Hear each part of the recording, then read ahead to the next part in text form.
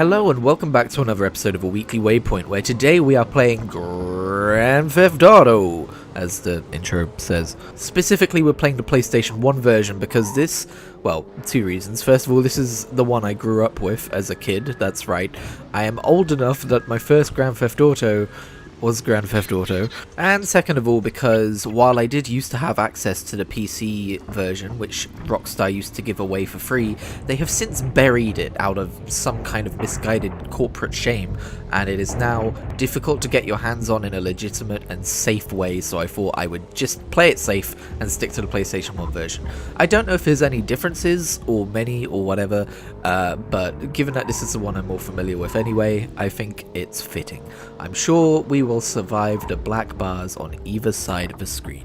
For those of you who don't know, for some of my audience do seem to be younger than me, GTA 1 and 2 were top-down games on the PlayStation 1. This is just what the series was until GTA 3. The leap to 3D was a monumental one. But I think it's fun to go back and play this because while it's in many ways a very different game, it's also in many ways a very similar game. It's a lot more arcadey, it's a lot more focused on, like, I think you win by getting $1 million or something, and like it's about doing what we would kind of like see as side missions by going to phones and stuff. But it's a lot of fun nonetheless. I think the reason I probably ended up with this game as a kid was that I always wanted one of those kind of playmats as a kid, which had like a top-down view of a city and then you could play with like your toy cars on top of it. This was basically that, the video game, right? I wouldn't be surprised if the concept of GTA was based on one of those little rug mat things that kids were playing with back in the day, back in the 90s. And of course this wasn't made by Rockstar back then, it was made by DMA, who I think got bought by Rockstar or became Rockstar, one of the two. Again, this game is not really aimed at kids, although it's definitely aimed at kids, I think. If we're being real, it's not quote-unquote aimed at kids, but it's aimed at kids. But again, as a kid, I never really played the phone missions or anything like that. I just spent time running around the map, exploring it, because I always found it fascinating exploring the little nooks and crannies of like the little alleyways and the little tunnels and stuff you could find. GTA 2 was much better for that, as we'll see next week. I enjoyed beating people up. I've just realised people don't drop money in this version when you beat them up and kill them and stuff. I just noticed that. That's wild. And I enjoyed stealing cars and racing them around and taking them to the docks and getting them picked up and sold and stuff. But in this video I do attempt to take on some of the missions, and the most difficult aspect of this game is there is no map. You might be wondering why I'm not like bringing up the pause menu to check the map to figure out where I need to go. The map you got was inside the game case. They gave you a physical map. And I probably do still have that somewhere, but I can't be asked to dig it out for this. And so the only way they guide you to your mission objectives is by this yellow arrow, which gives absolutely zero indication as to how far you are from your target, aside from maybe like how quickly it rotates. And the way this game is built is kind of like as separate islands, but it's not really very clear if you're on the right island that you need to be on to get to your mission objective or not. So you will spend a lot of time driving to a destination just to be met with the fucking sea. It is very frustrating. By the way, you see that purple car ahead of us right now? That style of car was definitely my favourite as a kid. I would always try and steal those cars. Not necessarily purple. I think I was still purple shy as a kid, you know, having been brought up with the traditional idea of most colours are boy colours, but purple and pink are they girl colours. But the car itself, definitely my favourite model of car in a game, and probably still is, to be honest. I thought it was a Banshee, because Banshees are like my favourite cars in the 3D games, but I don't think the Banshee is in this game, at least I couldn't find it. Oh, and I should also mention that there's no kind of taxi driver mode in this game, because my initial idea for like this retrospective was to kind of do taxi driving and other like firefighter or vigilante or those kinds of mini-game services as we went, but unfortunately that was an idea that started in GTA 2 and isn't actually that good in GTA 2, as we may see next week. So that's why we're just kind of doing the missions, because also, you know, there's no cutscenes, the story is delivered via text, it's not really going to interrupt us. But yeah, it's been a solid amount of time since I last played one of the top-down GTA games, and I was surprised at how kind of fun it still is. still a solid game, to be honest, but also how difficult it is to control, because obviously it's top down, so it's A, to move your character forwards, to have them kind of run. You don't move with like the directional buttons like you think you might. And with the vehicles as well, it's A to accelerate, triangle to decelerate, and square to enter or exit. They flip the square and triangle buttons for GTA 2, which makes it even more confusing. Also, trying to shoot people in this game is a nightmare because you need to be extremely precise with very little, I guess, what's the word? Variability to where you're pointing your gun. But yeah, I think that's about all I've got to say about Grand Theft Auto. And next week we will of course be playing GTA 2. And even after that, we might not be done with this GTA retrospective. I know it's a little bit out of order. I didn't originally plan to play the top-down 2D games, but here we are. Okay, so what games have I been playing this week? Last week I talked about how I resubscribed to Final Fantasy XIV, so naturally, I have been continuing to play that game. You don't have to worry about any spoiler discussions here, don't worry, especially since I have still yet to do the 7.1 MSQ. I've just been chilling. Like I said last week, I just wanted to resubscribe to level alternate jobs, to do side quests, to just kind of like maybe do the raids and to just chill. And I've done the raids and I'm just chilling and I'm just leveling alts and I'm having a fantastic time. One of the things I did was make a new character based after Rukia from Bleach, because Reese has got back into the game but cannot join my server because Koel is congested, so I thought I will go to him. But yeah, I made Rukia Kuchiki, or Kuchiki Rukia, because Rukia Kuchiki was taken, but that's fine because, you know, the way the Japanese do names. Kuchiki Rukia also works. She is a female Hyur, or human, for those of you who do not play the games. And I gotta admit, as I've been taking her for MSQ, I have become a little bit, like, regretful of this decision, because there are so many cool looking races in that game that I have not really sunk a lot of time into playing yet. And I went for a fucking human.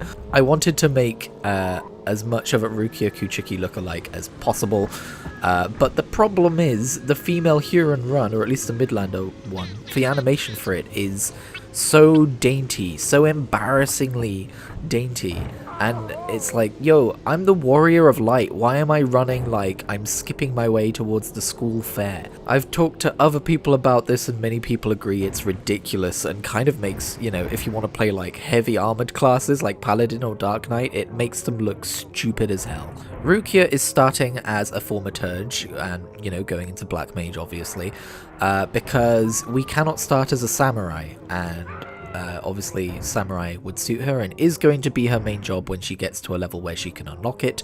But in the meantime, she's a Kido user, so Black Mage kind of fits, right? For non-Bleach fans, Rukia is a Soul Reaper. Soul Reapers in that series are quite samurai coded. They use Zanpakuto, which are like a kind of katana, like a spirit katana, and she can also use Kido, which is kind of like a low-level combat magic, which you can kind of use to help in certain situations. Did I actually say Rukia was a character from Bleach yet? She's a character from Bleach, sorry, I'm all over the place today. Anyway, because I am who I am, she's not the only new Final Fantasy XIV character I created this week. I also made a bun boy because I could excel in life as a bun boy and I just haven't yet. I made a blue-coded bun boy called Indigo Quillstroke, and he is going to be a bard, and he is the main character of my Final Fantasy XIV novelization, which I have started writing. That's right, the basic premise is I take the character through the game, I stop through dialogue, I kind of choose which dialogue lines to include as written, and I kind of novelize his experiences through the main quest line. You know, really introduce him as a protagonist with thoughts and feelings and stuff. And I'm writing it as kind of a retrospective memoir, so it's been really fun as kind of like writing practice, but it's also a lot more work than I thought it would be doing it in the way that I'm doing it in terms of incorporating real dialogue. It took me 2,000 words of writing just to get to a point where I could control him as a character, and I am concerned because I think that does impede on my ability to actually play and enjoy the playthrough at the same time. And yet when I look back at the first 2 chapters I've written, incorporating real dialogue as like a novelization with thoughts of Indigo in between and stuff like that, and descriptions, I do really like the final product. I mean, it's not a final product, it's a draft at the minute, but I do really like what I've created so far. So it's kind of like, oh man, how much work am I willing to put into this fun thing to make it really good? I haven't published it anywhere yet. The initial idea was to find a website like... Oh god, have I talked about Quizilla yet? Oh shit, okay, that's gonna be the next topic after I'm done talking about games. But to find a website like old Quizilla where I could just upload a chapter at a time at my own pace, and have people read them as they go live and stuff, and do it that way. But I've realized I might be a bit of a perfectionist, because while I'm really happy with what I've written, I'm also not ready to put it out there yet. And some small part of my brain, which is ever the optimist and the ambitious one, is like, oh, don't publish it online, because you could finish A Realm Reborn and then send it to Square and say, hey, commission me. Commission me to do an official novelization of the MSQ, but I've since learned that this is a project that lots of other people have also decided to do over the years, and I probably would not be the first. The ambitious part of my brain goes, but you could be the best. I don't think I will be the best, but it's fun to try. So I don't know, I'm definitely in two minds about this project at the minute. Today I learned I have an ambitious part of my brain. No, like literally, like I'm not out here saying, oh, the way I do it is the best or whatever, but there is a part of my brain that's like, oh no, other people have done this, but they wouldn't do it right though, like the way I want to do it. Like the way I want to do it is the way it should be. It's the thing I would want to read, and I think honestly that's probably a good sign for the project that I feel that way about it. Also, the protagonist needs to be a cute bun boy. That's just the law. I will not shift on that if Square do end up wanting to commission me in some crazy dream world where anything is possible, but they say I have to replace Indigo Quillstroke with the protagonist that they show in the trailers. Damn it, I'm out. Let's talk about the Quizilla thing, and then we might just dip back into other games I've been playing. So this week I recorded a Christian's audio log, which kind of somehow veered into me rambling about a website called Quizilla, which used to exist and no longer does. And it was a place for teenagers, I mean it was for anyone, but it was mostly for teenagers to go and post their fiction or fan fiction or poetry or quizzes or whatever. And when I was 13, I dedicated a lot of time on that site, and I actually finished a 35 long chapter story about a teenage vampire. I don't think that as a kid I realized that so many people were writing vampire fiction because of Twilight. I was doing it because of Darren Chan, but that's beyond the point.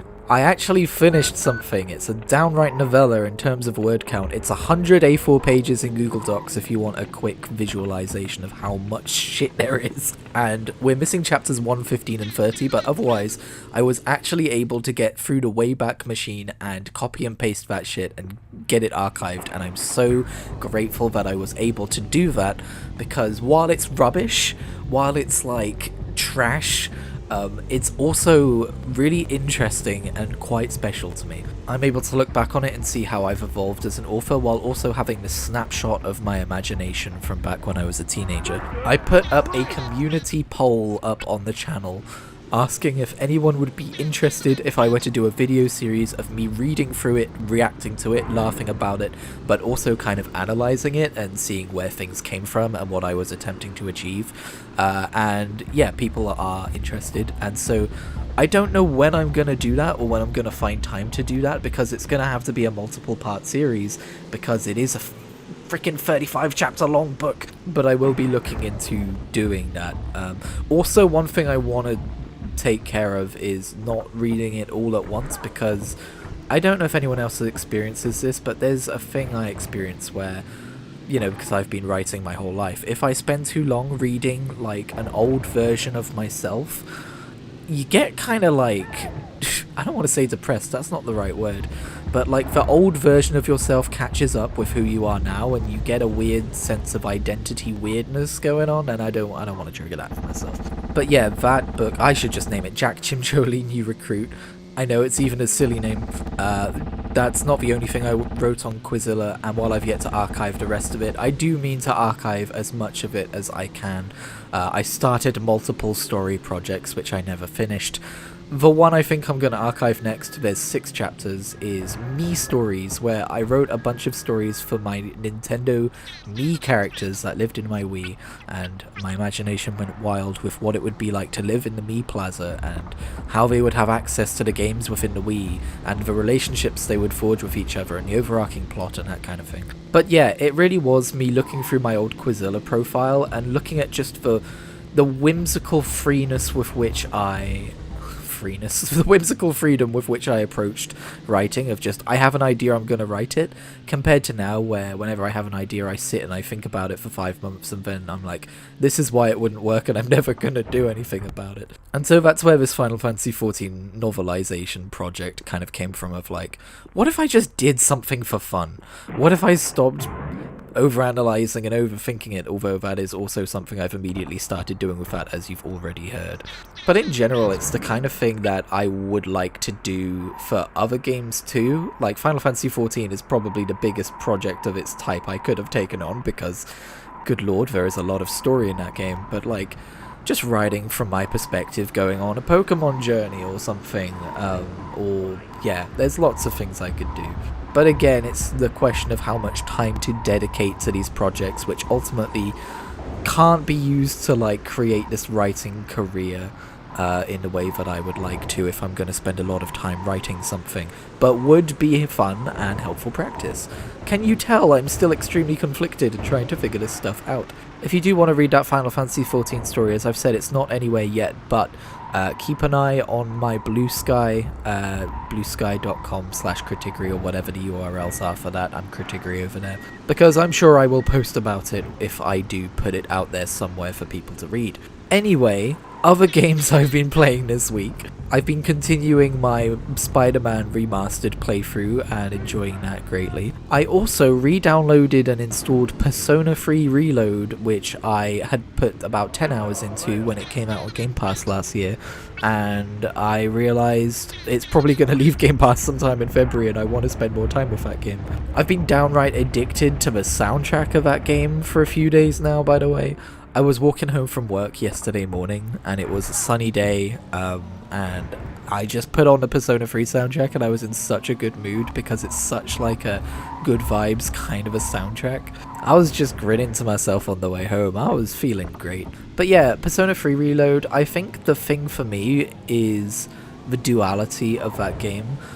In the life sim aspects of the game, where you're running around like the school and the kind of town and talking to people and forging relationships and expanding the story, that stuff is like a 10 out of 10.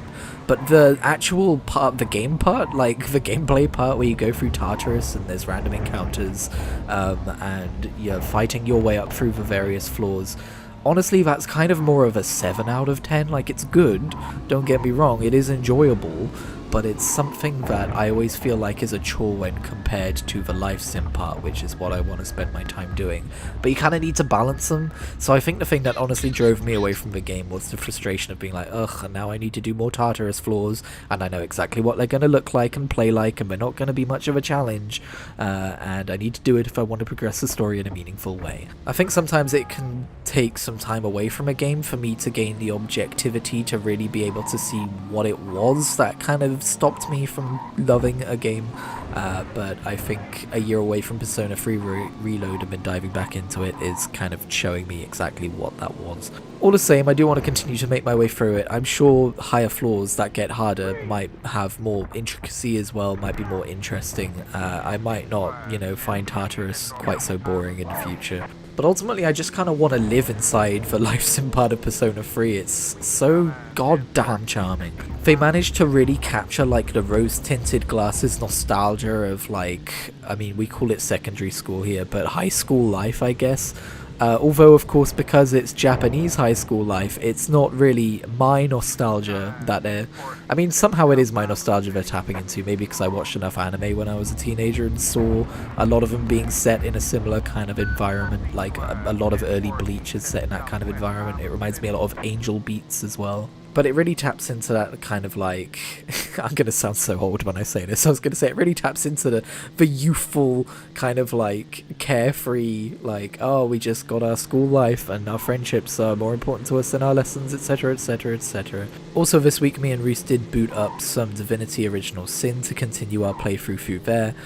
I've still never solved the murder in Scythiel or left Scythiel at the beginning, and it really is starting to get a little like, okay, I'm still here, years later, still trying to figure out this goddamn murder case. I'm starting to realize again with that, like, objectivity of time passed from playing a game, that maybe Divinity Original Sin 1, the quest design of that game is maybe a little obtuse compared to later entries from Larian, because it feels like the bulk of time in that game is spent just running around Scythiel trying to figure out what we're supposed to do next. In terms of media I've watched this week, I've been spending a decent amount of time getting back into classic Doctor Who, as you may have noticed. There will be a video coming out this Wednesday about the end of the William Hartnell era. I'm also continuing to read through the Superior Spider-Man era of comics, and also just kind of like dipping my toe into a few other comic series. I've tried like the Origin limited series they did of 4, which I didn't really love. I've started reading some more Star Wars comics again. I'm also still reading through the Sun Eater series, primarily when it comes to like prose or novels or whatever you want to say.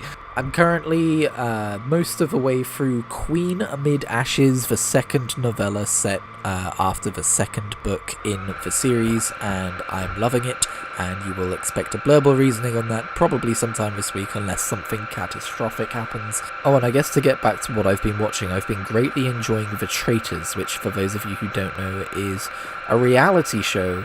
I'm watching a reality show, that's right, it's the only one I probably will ever watch. It's like a deception game where people, you know, I think it's like 24 people live in a mansion for a few weeks, and they have to vote out who they think is a traitor, and the traitors get to murder someone every night, etc, etc. There's many different regional variants. There's like a New Zealand version, an American version, I'm sure you've probably heard of it, but the British version is of course the best, because it's presented by Claudia Winkleman. I will be taking no further questions at this time. Thank you very much for watching another episode of The Weekly Waypoint. I hope you enjoyed it. I hope you will enjoy joining me here next week for an exploration of GTA 2, and I will catch you next time. Goodbye!